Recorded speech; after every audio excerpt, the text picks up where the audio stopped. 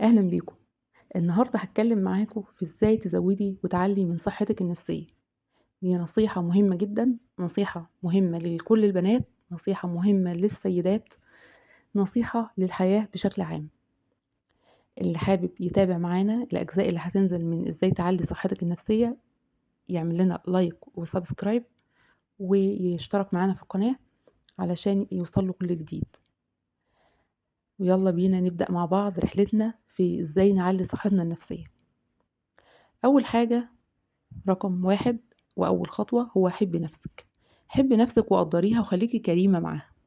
حبي نفسك مش معناها تقفي قدام المراية وتقعدي تقولي لنفسك أنا بحبك يا نفسي وشغل التنمية البشرية ده. لا طبعا. حبي نفسك ده هقسمه لحاجتين. أول حاجة، إنك متسمحيش لحد يقلل منك أو يتعدى حدوده عليكي. والجزء ده بالذات أنا عاملة فيه فيديو، هسيب لكم اللينك بتاعه في صندوق الوصف عشان الفيديو بس ما يطولش. تاني جزء بقى هاتكلم على النفس، هاتكلم فيها إن النفس روح وجسد. الجسد محتاج منِّك إنِّك تغذّيه، ناحية التغذية، ناحية الرياضة، ناحية الاهتمام بصحة الجسم ده نفسه. أمّا الروح فهو الجزء ده بقى اللي عايزين نستفيض فيه مع بعض شوية. الروح من أمر الله عز وجل، فهي مرتبطة بخالقها، هي مرتبطة بالله عز وجل. وأي حاجة ب بت بتعلّي صحتِك النفسية اعرفي إن هي حاجة مرتبطة بالله عز وجل، زي الصلاة، زي قراءة القرآن، زي الصوم، زي الحج، زي إنِّك تخرّجي صدقة. أنتِ بتبقي فرحانة أكتر من الشخص اللي رايح له المبلغ الفلوس ده. عشان كده باقول لِك إن الخطوة الأولى في الصحة النفسية هي إنِّك تحبي نفسِك وتقدّريها، تقدّريها عن طريق إنِّك تزكّي نفسِك بالطاعات. ما تكونيش بخيلة على نفسِك. ما تكونيش بخيلة على نفسِك ده في وقت الطاعة، يعني تدّي للطاعة حقّها. وفي فيديو خاص بالجزء ده كمان أنا اتكلمت فيه باستفاضة أكتر، برضه ممكن أسيب لكم اللينك في صندوق الوصف. عشان كده بنقول لِك خدي بالِك إن في معلومة مهمة جدًا، الرسول صلى الله عليه وسلم بيقول لنا: "إن نفسك إن لم تشغلها بالطاعة شغلتك بالمعصية." و وطيب أنا فهمت دلوقتي إن أنا عشان أحب نفسي مش هاسمح لحد إن هو يأذيني، مش هاسمح لحد إن هو يقلل منّي، مش هاسمح لحد يتعدّى حدوده معايا. دي أول حاجة لازم أحافظ بيها على كينونتي أنا، على حدودي. تاني حاجة إن أنا هاهتم بالطاعات وعباداتي. طاعاتي وعباداتي هي اللي هتعلّي من روحي وطاقتي وقدرة استحمالي. كمان يوم القيامة ما ينفعش تيجي صحيفتِك فاضية، ما فيهاش أعمال كتير، بسبب إن أنتِ انشغلتِ وانهمكتِ في الحياة الدنيوية وسِبتِ خالص الأعمال والعبادات والطاعات اللي ترفعِك حسنات وترفعِك درجات وتعلّي من مقدارِك ومقامِك في الجنة. فعشان كده باقول لِك من البداية أنتِ روحِك من الله عز وجل، فروحِك كل ما تسمو، كل ما تعلو بعبادتها وبارتباطها وطاعتها ربنا سبحانه وتعالى، هتلاقي روحِك ونفسيتِك وصحتِك النفسية أعلى، وطاقتِك واستحمالِك أعلى وأفضل. طيب تاني نقطة معانا بقى ومهمة جدًا، راجعي نيتِك. معناها إيه راجعي نيتِك؟ راجعي نيتِك في كل حاجة بتعمليها في حياتِك. اسألي نفسِك دايمًا أنا باعمل العمل ده والشيء ده ليه؟ دايمًا افهمي نفسِك وافهمي نيتِك. لو فيها ربنا سبحانه وتعالى، العمل ده فيه ربنا، اعرفي إن فيه بركة، فيه أجر. عشان كده باقول لِك اخلصي نيتِك دايمًا لله عز وجل. هتفرق معاكِ بشكل كبير جدًا. هتهوّن عليكِ أعمال كتير كنتِ بتعمليها وأنتِ متضايقة وحاسة إنِّك مُجبرة، بس هتلاقي نفسِك بتعمليها لله، فهتنبسطي. ومش بس كده، أنتِ هتأدّيها بحُب وبإقبال عليها، بعد ما كنتِ بتحسي إنها تقيلة على قلبِك وحد بيزُقِّك عشان تعملي الحاجة دي.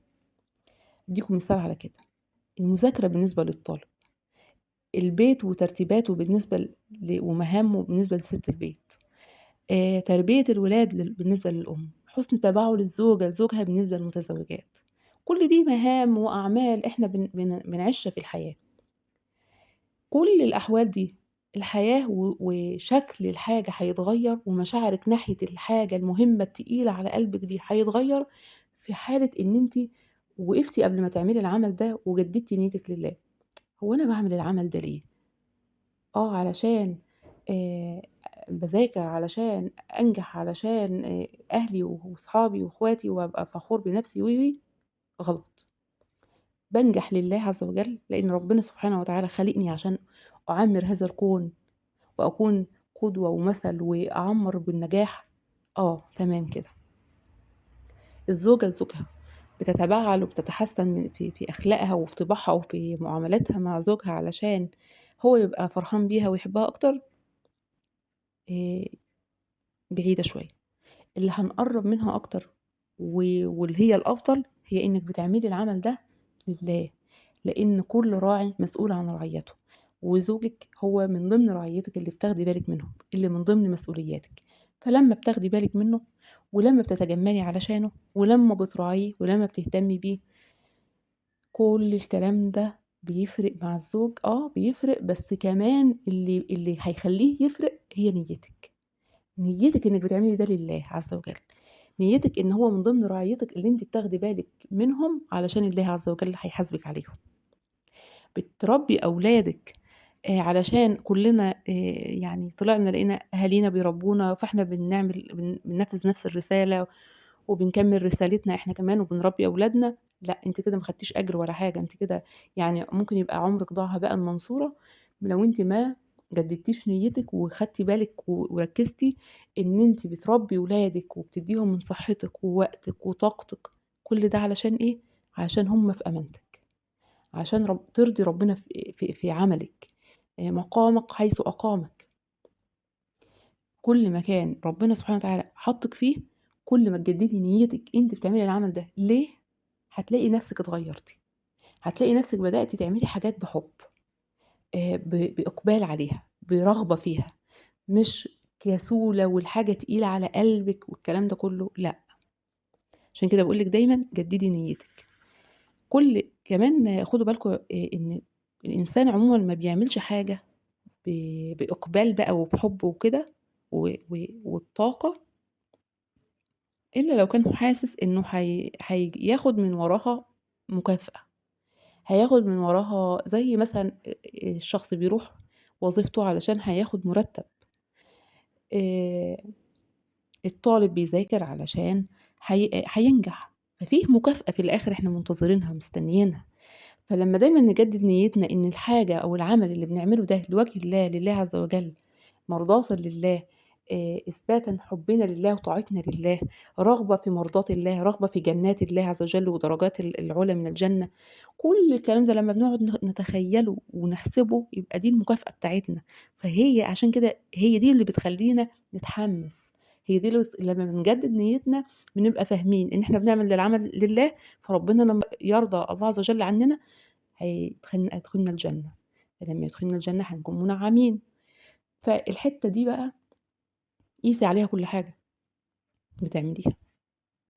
إن شاء الله أنا هاكمّل معاكم أجزاء تانية إزاي تكمّلي كمان وتعلّي من صحتِك النفسية، بس حبّيت أبدأ بأبسط نقطتين معانا، إن هو إنِّك أول حاجة تحافظي على حدودِك، ما حدّش يتعدّى على حدودِك، ما حدّش يهينِك وما تسمحيش لحد يقلل منِّك، ولا يقلل من إمكانياتِك، ولا يقلل من طاقتِك، ولا يضعف معنوياتِك. الأشخاص دُولة ما ينفعش تسمحي لهم لأي سبب من الأسباب مهما كان قربهم منِّك، إنِّك تسمحي لهم يتخبطوا فيكِ. والناحية التانية الناحية التانية بنقول من الناحية النفسية برضه، إنِّك تهتمي جدًا، جدًا وتكوني كريمة مع نفسِك بالطاعات، إنِّك تزكّي نفسِك بالطاعات. والخطوة التانية إنِّك دايمًا تراجعي نيتِك، أنا بتعملي الحاجة دي ليه؟ بتعملي الحاجة دي لله، هتلاقي نفسيتِك اتغيّرت تمامًا، هتعمليها بحُب وبطاعة وبإقبال. أتمنى يا رب تكون حلقتنا النهارده عجبتكم، واللي وصل معانا للحظة دي يا ريت لايك وسبسكرايب عشان يوصلك الجديد من الأجزاء التانية في إزاي تعلّي صحتِك النفسية، وانتظرونا في فيديو جديد ودمتم بخير وسعادة. حياة فهمي.